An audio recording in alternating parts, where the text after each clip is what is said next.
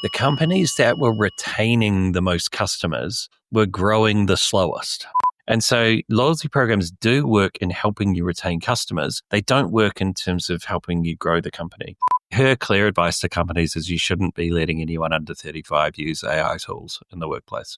If we are a business that wants to be a really successful, profitable, growing, market leader or big player in our industry, thinking about how we do more with less is just the wrong way to be thinking about it, right? Hey, it's Nathan Bush, or Bushy, joining you from the land of the terrible people here in Brisbane, Australia. Do we have a treat for you today? I recorded with today's guest in person at the KCID event earlier in the year.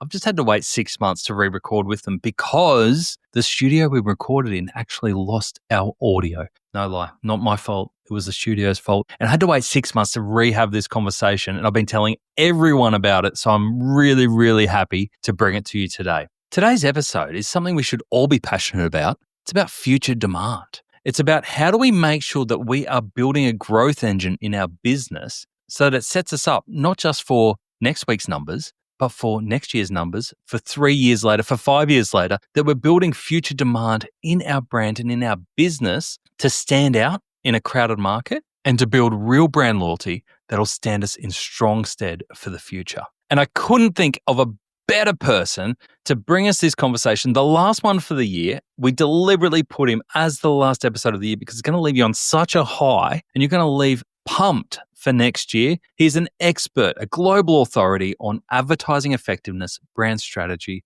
and the intersection of performance marketing and long-term growth. Joining me today is James Hurman, a New Zealand-based entrepreneur, investor, and advertising effectiveness expert. Honestly, the amount of places we go in our conversation will make you question how much you do in a day. This guy is absolutely everywhere and is a thought leader on some of the most profound e-commerce topics going around. He's the founding partner of Previously Unavailable, a creative company that partners with and invests into high-growth startup brands. He's also co-founded several successful ventures, including Tracksuit. You might remember we had them on the show a couple of years ago, which is a brand health tracking SaaS. We talk about that in the episode today. And he's also started a non-alcoholic RTD drinks brand called AF Drinks. We actually don't get to talk about that today, but look him up. Fascinating. So he practices what he preaches. Over his career in advertising, he's won more than 50 effectiveness awards and was once named the world's #1 strategic planning director.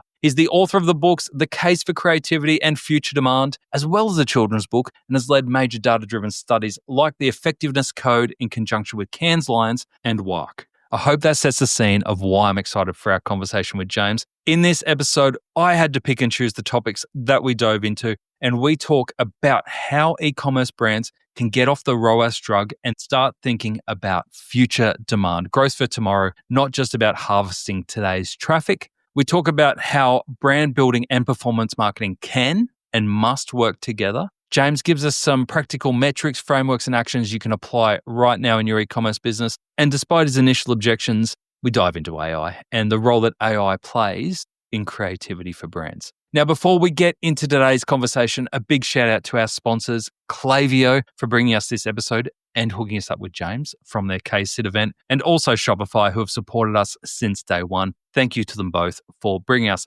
this episode and all our episodes of Add to Cart this year. That's enough. That's a long intro, but it's the last one for the year. We wanted to hype it up properly. Please welcome James Hurman, co-founder of Previously Unavailable.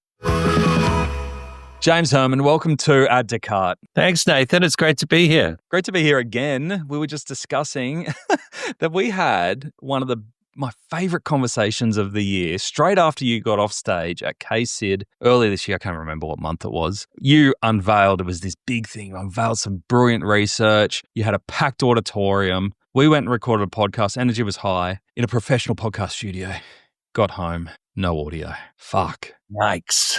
It would have been great for the lip readers, though. If you've got lip readers in your audience, you could probably do one for them. Yeah. We've still got the video. So if any lip readers are listening to this and want a new task, we've got a great interview that we've got no idea what was said.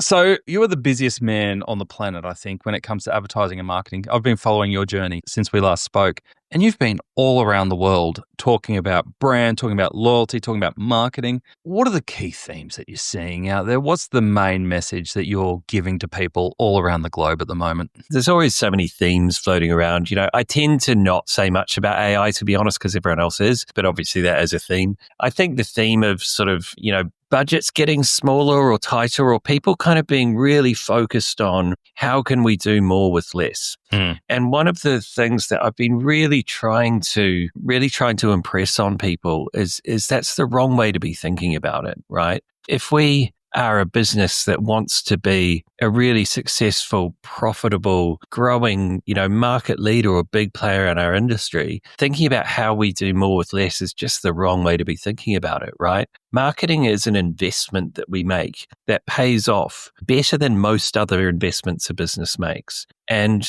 if we view it in that way, we see it as an exciting investment that's going to help us become a really big, profitable company, rather than a sort of, unfortunate cost that if we could just manage it down as much as possible, that would be great.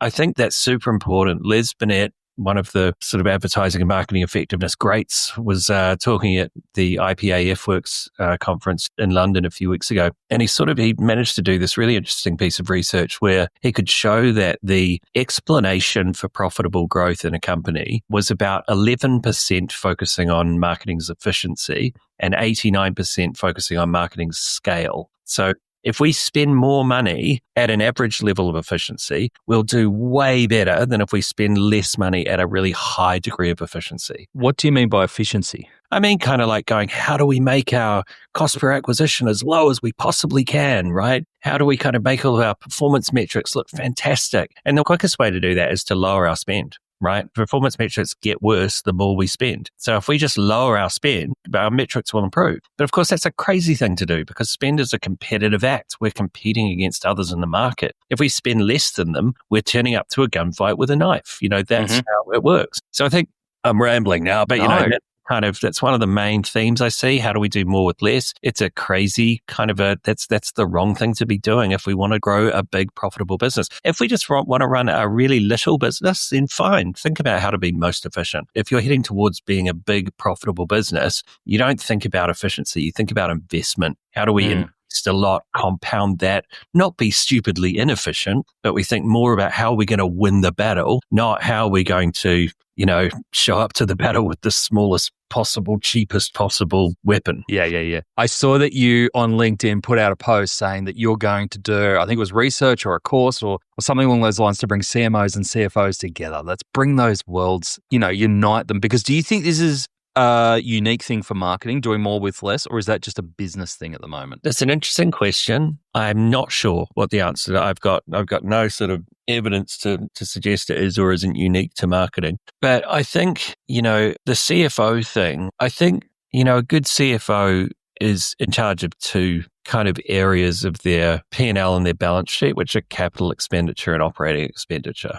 And the idea with OPEX, operating expenditure, is you do want to sort of be as efficient as you can be with the day-to-day costs of the business, right? It is often better to find a less expensive cleaning firm who can clean the office every day and save 10% on that. That's often a good decision to make. It's good to review suppliers from time to time to make sure you're getting good value. When it comes to capital expenditure, which is expenditure that goes on the balance sheet and it's meant to pay off over a longer term, CFOs look at that really completely differently, right? It's not about how cheaply can we get it, right? Yeah. Now, what's the return on this spend going to be? How much can we make off this investment?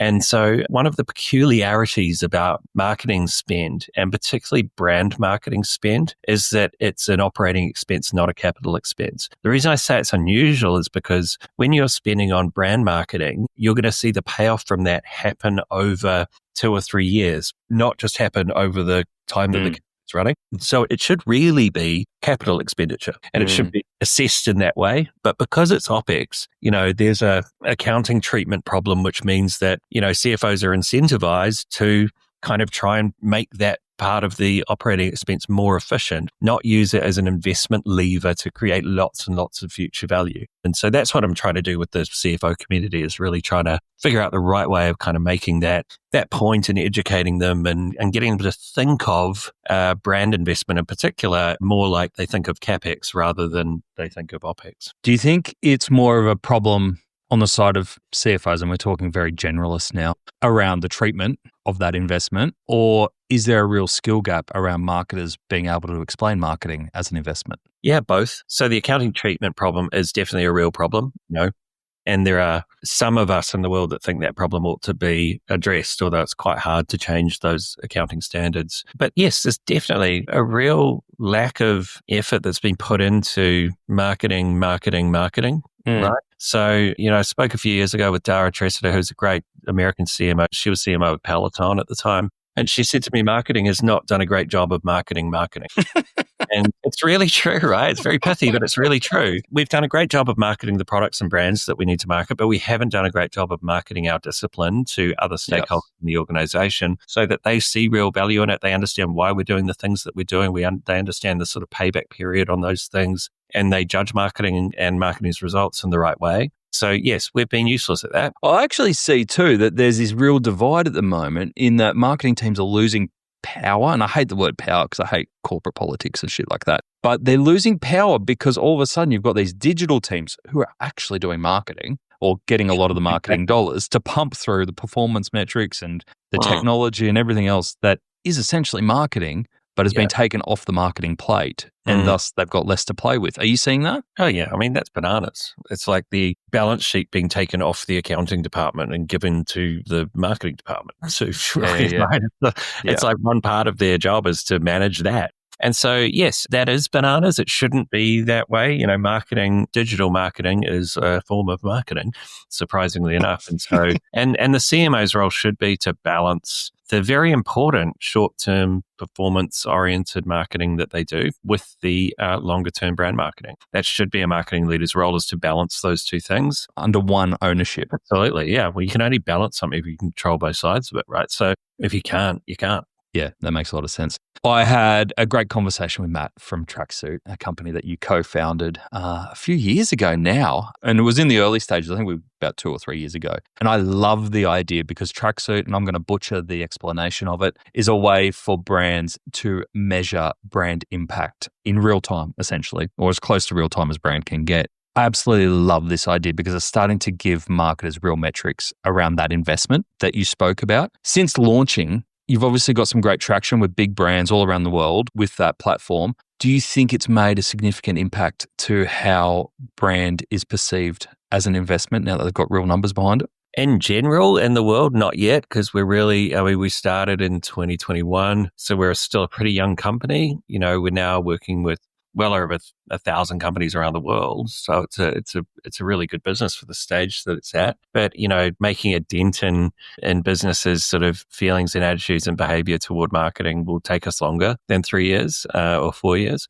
But on an individual level, absolutely. So the work that we do with our community of client partners, arming them not only with the metrics, but ways of displaying and describing those metrics to their executive teams and their boards, simplifying things, making things comprehensible to people that aren't necessarily in marketing, and then creating research studies and doing things that arm those marketers with more and more evidence that what they're doing is of value, and that value will certainly pay off. So I think on an individual company basis, I think, we're really moving the needle for a lot of brand marketers. We're really helping them do their jobs more effectively and really cement their value in the role that they're in their company. So I'm really proud of how Tracksuit's helping those individuals. And I hope that, as we scale, as we get bigger and bigger and bigger, one of our key kind of objectives over the long term is to get Tracksuit metrics into every boardroom around the world. And so, that's all about being able to influence at scale and really kind of change the thoughts and feelings and attitudes towards brand marketing. Oh, I had the pleasure of being with a company for a short amount of time as an interim head of and using Tracksuit. And it was phenomenal in just facilitating the right conversations because all of a sudden brand conversations weren't wankery talk. They were real metrics, real numbers, real graphs, which we could see and respond to in real time. And this isn't a plug for you. It actually helped us shape our investments and remove some catalogs, remove some, still talking physical catalogs, remove some catalogs, reduce the amount of emails that were sales or transactionals and reinvest in some above the line media. And we could see the shift month on month on what that did for brand awareness, brand perception in the markets we were in. Yeah, when we started Tracksuit, one of the observations was that, like it or not, we live in an era where performance marketing is a daily trackable thing, and you have your dashboards and you see your charts and graphs and things going up and things going down and all of those sorts of things. So if that's the visual language of marketing now, we need to match that visual language on the brand side, right? You've got to have an always-on tracker. It's got to be like a simple dashboard, not a 1,000-page presentation from a research company. Yep. All those sorts of things. Like we had to meet marketing where marketing was and sort of say, well, this is how you do things. This is how you present things. This is how you visualize things. And that's really important. And so a big part of the visual design of Tracksuit was going, how do we make this feel like a performance dashboard? Yeah, it does feel like that. It feels like that, and it feels responsive because what a lot of people don't realize, even with brand tracking, historically, that's every 6 months if you're lucky, and it's got a huge lag on it, 12 months in most businesses. This is a month-to-month update, which I think is pretty revolutionary in helping marketers. I want to talk about the research that you did with Klaviyo because I think it was really interesting, and the buzz around the room, like I mentioned at the start, was huge after you got off stage earlier in the year. Can you summarize for me? You might have to cast your mind back now because you've done about 20,000 projects in between then. Your key findings around customer acquisition for e-commerce businesses. What were your main findings there? Great. So you are testing my memory a little bit now that a few months have passed. So I'd encourage anyone, if what I'm saying sounds interesting and full of holes, then please do go and search the Klaviyo report. It's called It's What You Do With Them, and it's a report from earlier this year. If you search Klaviyo, It's What You Do With Them, you'll no doubt be able to locate it on the internet. We really wanted to understand the interaction between the sorts of loyalty and short-term kind of sales and customer metrics with companies' top-line growth and revenue, and really understand what's helping companies grow and what's not. And whenever I go into these sorts of projects, I go in quite open-minded. It's really about kind of getting as much data together as we can and then finding what are the interesting patterns in that data, as opposed to going in with a particular thesis and then trying to make the data match to that, which is kind of a spurious thing to do. So anyway, when I looked in this data, one thing that was really super interesting was that the companies that were retaining the most customers were growing the slowest. The companies that are retaining the most customers are growing the slowest. Okay. Yeah. So the companies that were retaining like a lower percentage of their customers year to year, we're actually growing much faster. And that sort of, it flies in the face of how we think things work, right? We've sort of been taught that retaining customers is one of the most important things we can do. Holding on to those customers year to year is a really important underpinning of growing a healthy business. And so to sort of see that was, at first, sometimes when I do these, like I'll see, I'll create a chart from the data. And then I'll go, I must have done something wrong because that chart just doesn't look like it should look and just completely breaks with, how we think things should work. And so I produced this chart and it was like this really kind of relatively, linear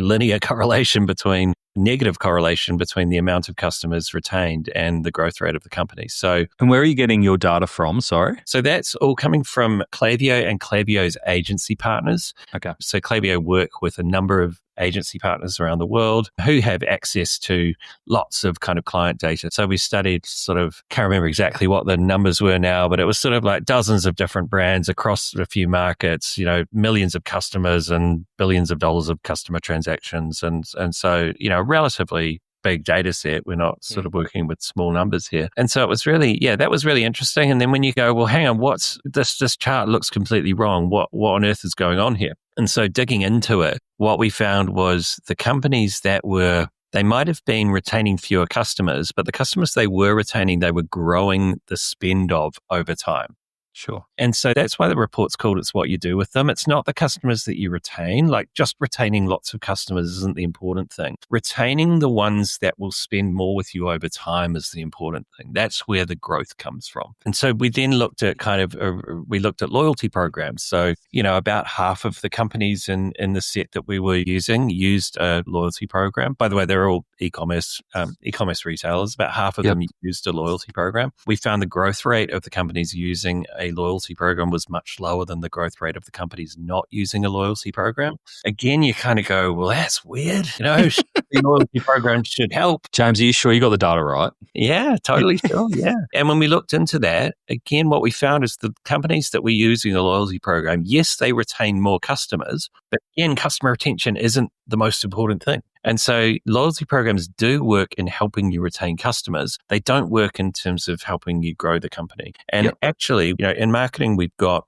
a finite amount of time and resources. If we spend too much of that time and resource trying to retain customers and drive loyalty, we spend too little of our time and resource growing the customer base by going out and driving penetration, doing the marketing that brings new customers into the brand. So it's all about again, we were talking before, it's all about a balance. We need to balance the stuff that we're doing in loyalty with the stuff that we're doing to grow the penetration of the brand over time. If we spend too much on loyalty and too little on penetration, we don't grow. If we spend a little bit on loyalty, which of course we should, we want to retain some customers. We want to do the types of things that make customers happy and make them want to come back to us. Absolutely. It's not that we should abandon that altogether, but we should spend a small amount of our time on that and a much larger amount of our time getting the brand out into the world in big ways, bringing new customers into the brand, penetrating the market. That's how we grow. Is this the Byron Sharp, How Brands Grow philosophy? It's definitely linked to that, and definitely at least,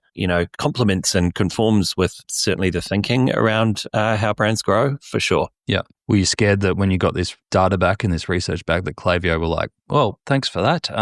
That's no good for us because we're about retention. I think, Klaviyo were actually amazing partners on the project because they were very supportive of, let's find something which actually helps our community understand better how marketing works. And let's be let's be genuine about that. Let's not go and trying to provide a message that's going to help, Klaviyo sell a few more things. Let's do something that's truly in the interests of our community. And that's going to pay back to us a lot more than sort of doing some kind of sales tactic on them. Actually, with Klaviyo, because they are developing or have developed, they're in the business of a sort of B2C CRM product. And actually what you can do with that B2C CRM is you can get much better insight into which of your customers are growing, which are the ones that are worth retaining, right? So actually, in a funny way, even though we think of sort of, CRM as being about retention, and in a really interesting way, you can use a really good CRM like Klaviyo to actually help you diagnose who are the right customers and the wrong customers to keep nurturing and really focus on that. And that's something that is going to help you grow. Yeah. And that was going to be my next question to you is, so if we're saying that retention isn't the be all and end all, it's actually retaining the right customers for growth and letting the other ones go. Do you have a framework or a way of working out who the right customers are? Yeah, I think very simplistically, if you've got enough data, like if you're right at the start of your journey and you've only been in market for a few weeks, this is really, really difficult to do. If you've got 2 or 3 years data, you can look back on that and go, if we take all of these customers and we separate them into 2 groups, ones who increase their spend year to year and ones who decrease their spend year to year. Mm-hmm. And then you look at those 2 groups and you start looking at what's similar about people within these 2 groups. What are the characteristics that hold them together? Then, if you're lucky, you'll find that, we can see that the ones that tend to spend less over time, they tend to be these sorts of customers. So you might find that they're a certain age group or they're a certain gender or they're a certain type of business if you're a B2B business. And the ones that tend to grow over time, they have these similarities about them. They tend to be this age group or in this region or whatever it might be. And so that can help you kind of, isolate who you're, in startup terms, we talk about ICP, ideal customer profile.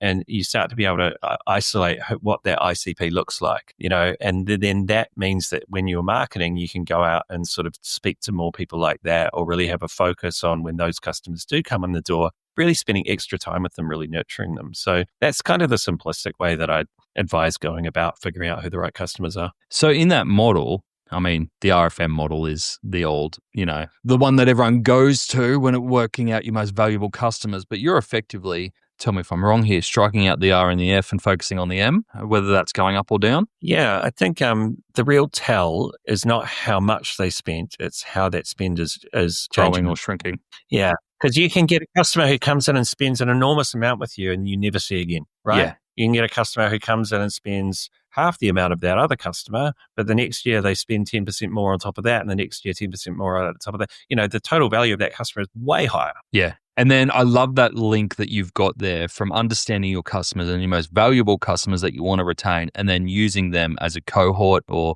an insight pool to be able to then find your new customers that are lookalike audiences. I think from e-commerce, we're all like, well, great, we've got a database here. We can put it into Facebook or whatever as a lookalike audience, and we can go let the machine do its thing to find more customers like these ones. How else can you do that? If we take it out of the meta algorithm bot, how do you bring that into the real world from a branding perspective to find more like-minded customers like the first-party data that you've got? Yeah, so I think, there's so many different ways of sort of targeting or groups that you can target. The algos are actually really, really good in many ways of sort of figuring out who's most likely to be in market right now and interested in what you've got to sell. So they play a really important role. At the other end of the spectrum, you've got really untargetable or, mediums like, say, outdoor, right? You look at a billboard, right? It's really hard to place a billboard in a place that only this sort of person is going to see it, right? Really hard. But it has another potentially more valuable effect of reaching lots and lots and lots of people, and all of those people knowing that each other have seen that billboard. And so when we're building brands, we're actually trying to build a sort of a shared meaning of that brand in the heads of lots and lots of people. Because the way that our brains work, being a herd species, is we like to buy and wear and use and be associated with things that we think other people think are good things, aspirational things or valuable things or good things to be wearing or doing or whatever.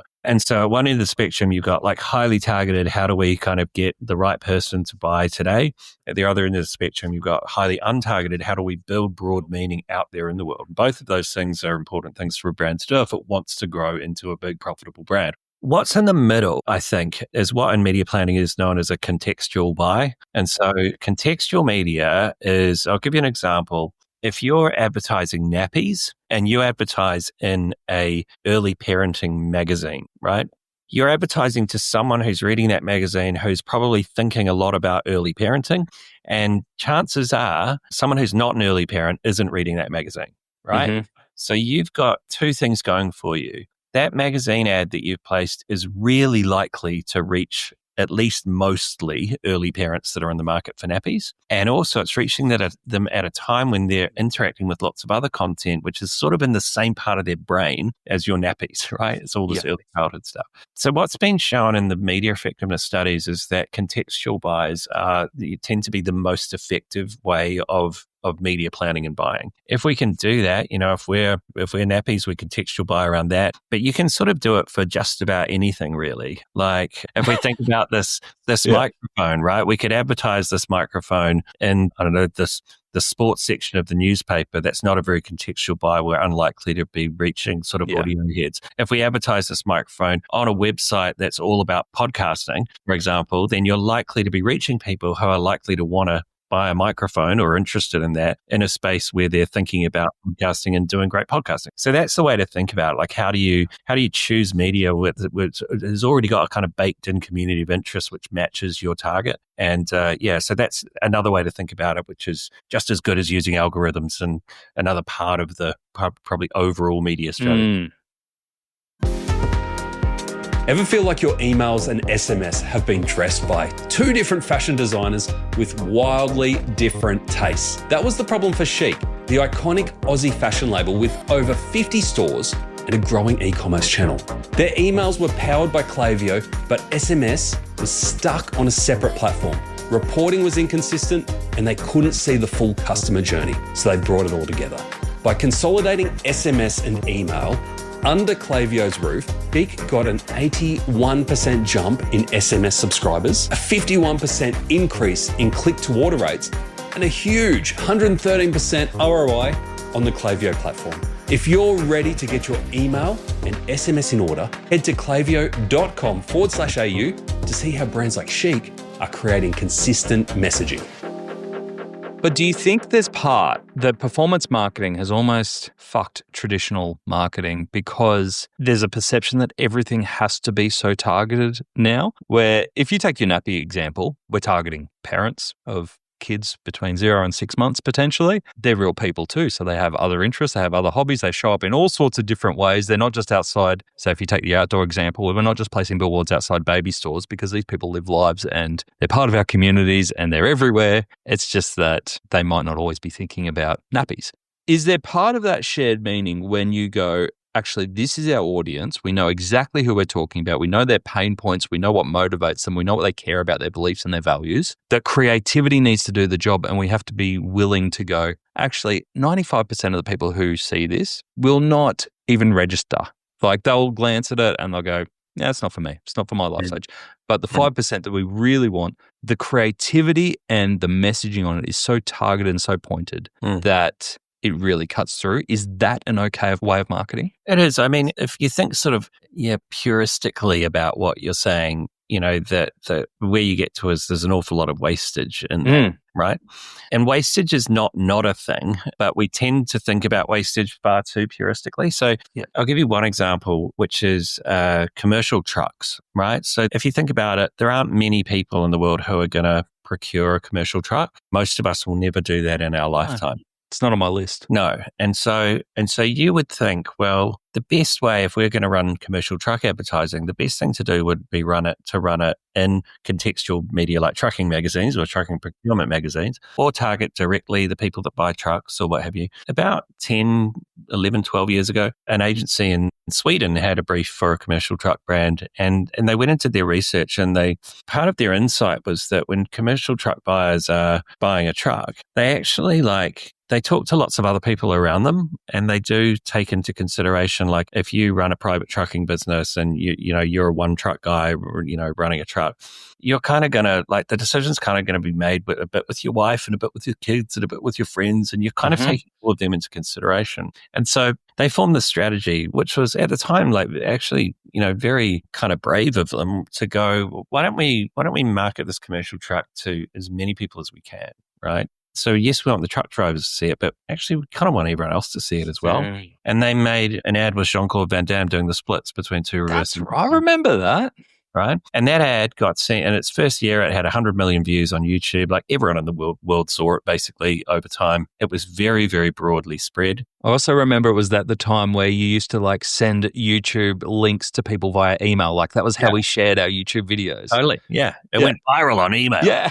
And so anyway, that was, one of the most sales effective campaigns in the world that year. It won the Creative Effectiveness Grand Prix at Cannes Lions, did wonderful things for the Volvo business. And also over the next many years, because after that, I kind of tracked Volvo's market share over several years following, and they just kept growing in market share. And a lot of the reason is that they had talked to a bunch of future buyers of trucks. Like every person who would come into the category over the next 5 or 6 years also saw that ad with Jean-Claude Van Damme in it, right? And it made people notice, learn a little bit about the, dynamic steering of Volvo's trucks, if you're into that sort of thing. And it gave people a positive emotional kind of warmth towards Volvo. And that paid back over many, many years as that brand grew. And so sometimes it's about being sometimes being targeted is a good thing. Sometimes being very broad, like if you're a young mum, maybe you do want your mother-in-law to have seen the really cool ad for the brand of nappies you're buying so that she feels good about you buying those.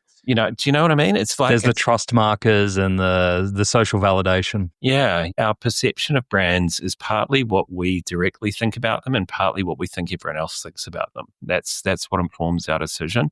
So that's why mass branding is so effective, even though we have trouble thinking logically why that should be the case. In our minds, we go, well, shouldn't we just target the people that we want to sell to? And society works a little differently to that. I think you've unlocked something that's been bugging me for a long time. I'm a mad Canberra Raiders fan, and our jersey sponsor for the last few years has been Toyota forklifts. And it drives me freaking insane because I'm like, why can't we have a cool sponsor? Like, why have we got forklifts on our jersey?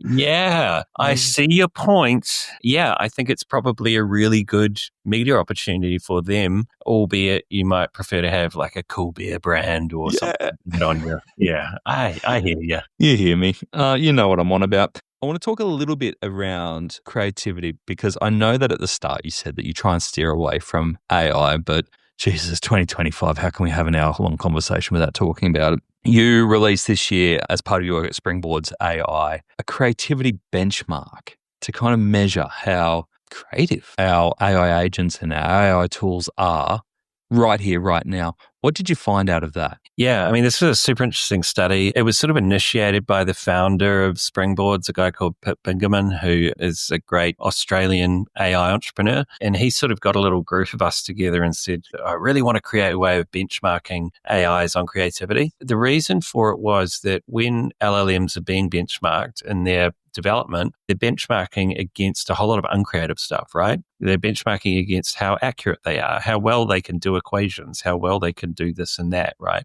And they're trying to eradicate hallucination from models, right? Not get them to like go off piste into weird places. And actually creativity is actually quite dependent on things like hallucination. You know, we actually do want to make like... Are you trying to justify drugs in Adland?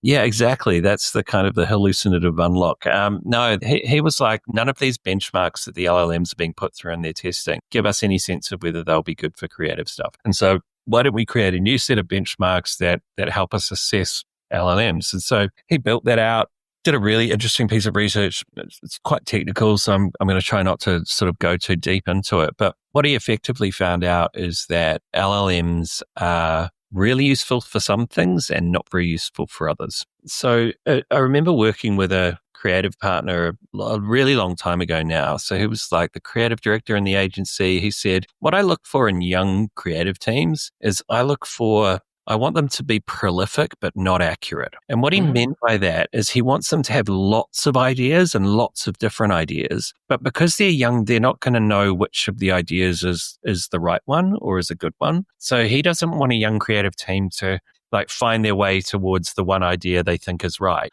because it's not going to be. He wants them to create lots and lots and lots of different ideas and then sit with him and the other people working on the business so they can figure out, well, out of all of these ideas, these are the ones that are really interesting and really could be the right ideas. I love that. Yeah, that's what you're looking for. And then as you grow as a creative person, you become more experienced in actually what does a really good idea look like, what is going to solve the business problem for the client, what's going to be really effective, those sorts of things come with age and experience, right? But not when you're really young. What Pip and Springboards is that AI can be a really good young creative. So it can be really prolific, come up with lots of different ideas. But when it comes to judging those ideas, and he ran this really interesting test comparing human experts judging ideas with the AI's ability to judge those ideas. The AI was terrible. It was way off. So it couldn't judge quality of idea like an expert at all. And then some AI platforms, some LLMs, really good at coming up with a lot of idea variants. So lots of different ideas, not sort of like the same-ish idea over and over again. And some LLMs were terrible at that. They would just come up with the same sort of idea over and over again. So what he's sort of managed to find is like a way to kind of go, well, if you're a creative person, if you use these LLMs, they're more likely to give you great creative stimulus.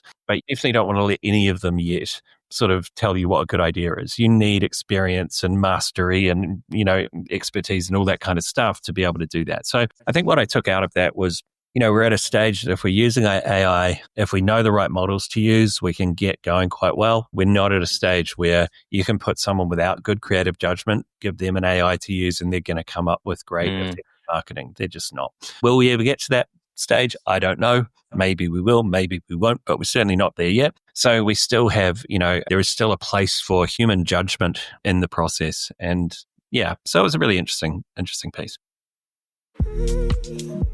Expanding into new markets isn't just about selling more. It's about selling smarter. Every region has its own rules, currencies, and customer preferences. But with Shopify, global expansion is simple. Localized storefronts, tailor experiences, and build trust, all from one unified platform. Shopify removes complexity so that you can focus on growth and deliver tailored shopping experiences for every market, in-store and online.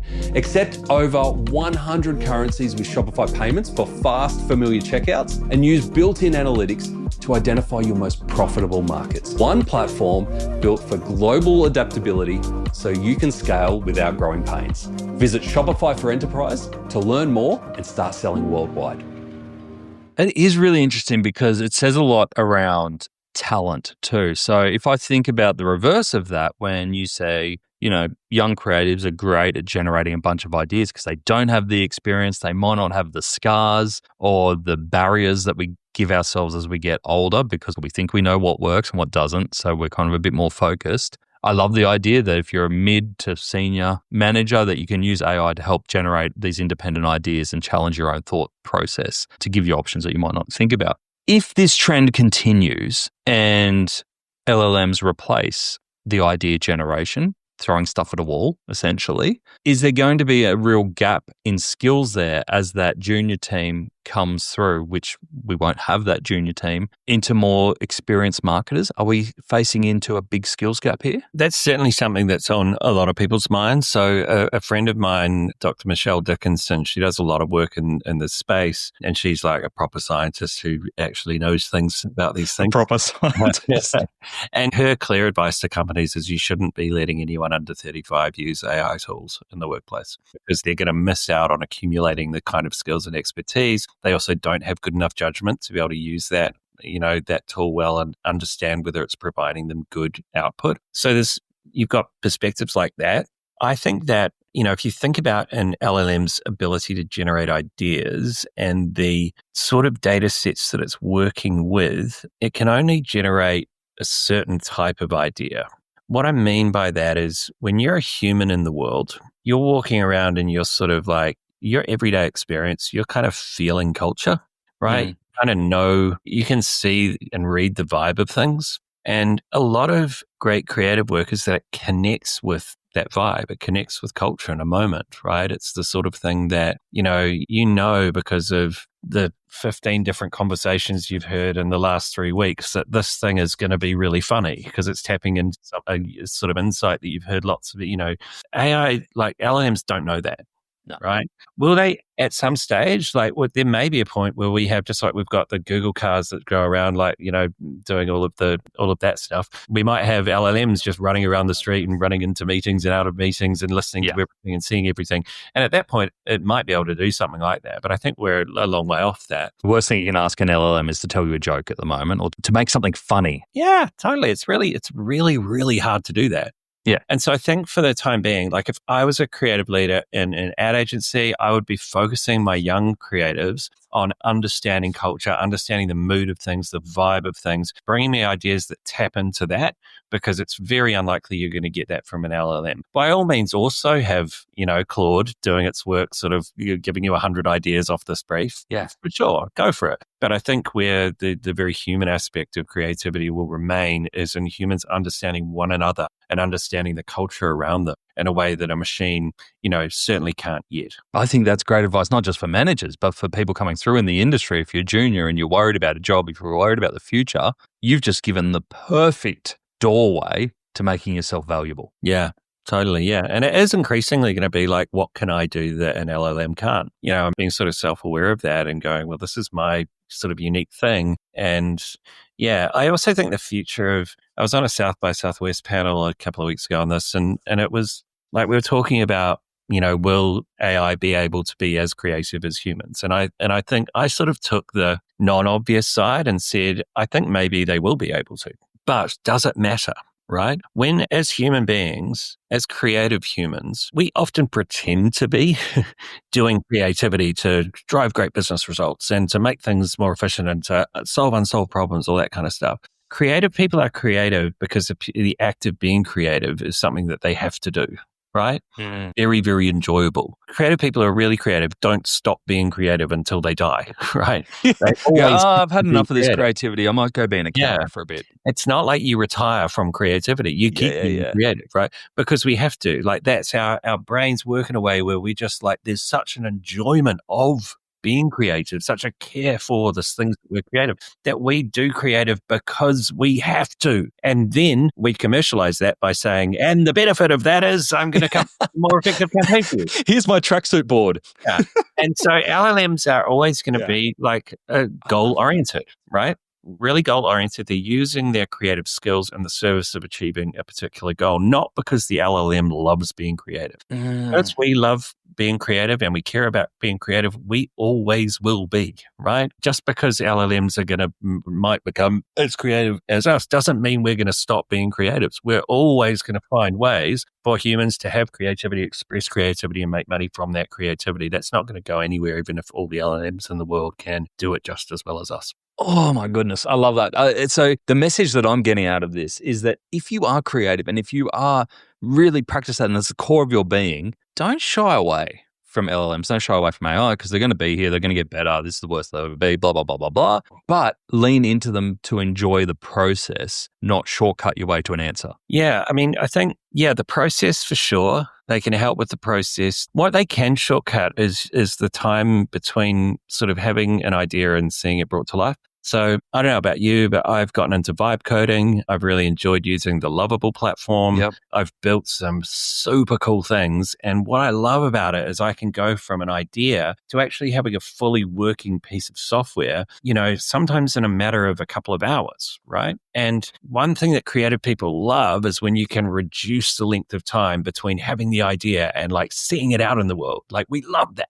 We hate it when we have an idea and it never gets out into the world, or it takes forever and ever to do so, right? We love it when we can have an idea and then make it really well and put it out into the world. Like that's Nirvana. Yeah. And so what AI is enabling is it's massively collapsing that time that it takes between our idea and seeing the value that the idea creates or the reaction that the idea gets or whatever. And so I think that's where it gets really exciting for creative people. It's kind of like you can have and execute so many more ideas than you could before. And I think that's just like super duper exciting. That doesn't scare me. That just makes me really, really happy. You've got me excited too. Oh, I'm glad we didn't talk about AI in this podcast. We did well there. James, we have to let you go. If we've got one message for e-commerce professionals listening to this, as we wrap up 2025 and look towards 2026, what's the one piece of advice you would give them around scaling a brand in 2026? Yeah, I think, I'll just pick back up on the Klaviyo piece really and remember that your growth is going to come down to how you identify and nurture the right sort of customers, not all of them, and how you bring as many new customers into your brand as possible, right? How are you going to connect with the people that might buy your brand at the end of next year? How are you going to start connecting with them at the start of next year? How are you going to reach a much bigger group of people than your current number of customers? How are you going to kind of go out and get your brand out into the world and start building familiarity of that brand and sort of some emotional positivity towards you? So as those customers come into the market over the course of the year and decide that they need a product from your category, they think of you first and they gravitate towards you. That's really the role of brand building is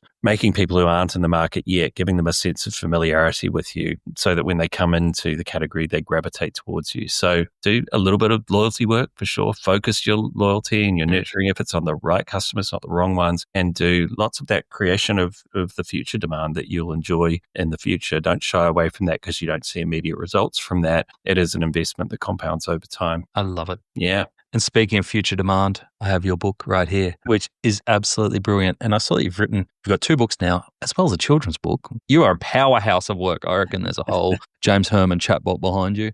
But we will put links to all of your research, all of the books that we've mentioned in the show notes if anyone wants to check out more of that, especially the Klaviyo research as well. James, thank you so much for rejoining us. I'm sure we've got the audio this time. Nice. Really appreciate that. What an awesome way to end the year. Thanks. Amazing. Thanks for having me, Nathan. It's been a pleasure.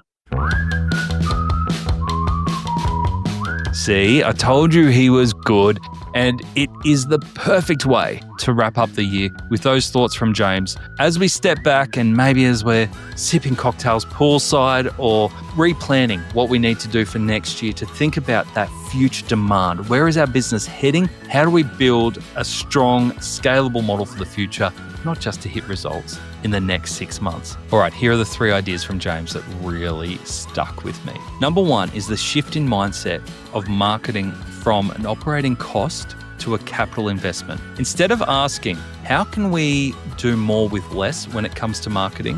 What about asking, how can we invest to win the category? How do we invest to hit our next milestones? It's a totally different mindset, and it needs to be taken on not just by the marketing team, but by everyone in the business. Marketing should not be a cost. Marketing is an investment. If it's a cost, don't do it. As an investment, you expect returns off it, whether that be immediate and whether that be instantly traceable or attributable.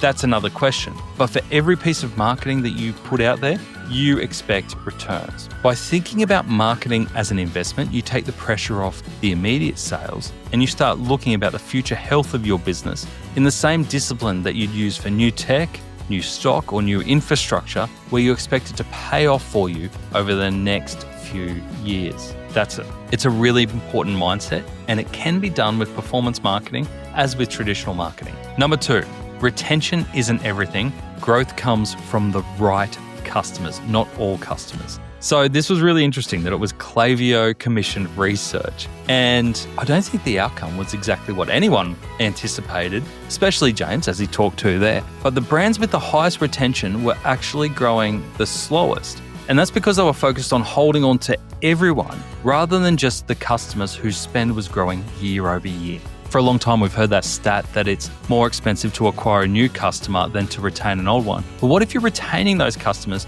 who are actually devaluing over time? It starts to make less and less sense, as James's research pointed out.